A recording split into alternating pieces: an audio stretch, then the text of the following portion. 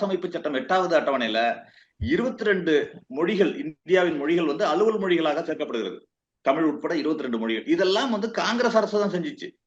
உங்களுக்கு ஒரு கட்டத்துல சுதந்திரம் அடைந்த பிறகு எல்லா நாடுகளுமே ஒரு ஒரு ஒரு திங்கிங் உள்ளதுதான். அதாவது ஒரே மொழியாக எல்லா நாடு முழுவதும் இருக்க வேண்டும் என்று எல்லா நாடுகளுமே, அதாவது இணைப்பு மொழியாக இருக்க வேண்டும் என்று எல்லா நாடுகளுமே விரும்பிய ஒன்று. அதைத்தான் இந்தியாவும் செய்ய வேண்டும் என்று சுதந்திரத்திற்கு பிறகு, அது வந்து வெறும் காங்கிரஸ் கட்சி மட்டும் செய்யவில்லை, எல்லா கட்சியும் ஒரு நினைத்தது உண்டு. அன்று வந்து இந்தியா முழுக்க ஒரு இணைப்பு மொழி என்பது ஆங்கிலம் என்பது வெளிநாட்டு மொழி, அதனால ஒரு இந்தியா உள்நாட்டு மொழியாக இந்தி மொழி இருக்கலாம் என்று முடிவு செய்தார்கள்.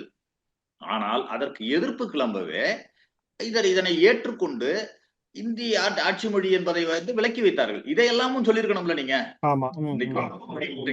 இன்னொன்று பாத்தீங்கன்னா, தமிழ்நாட்டுக்கு மட்டும் அலுவல் மொழியில ஒரு விலக்கு உண்டு.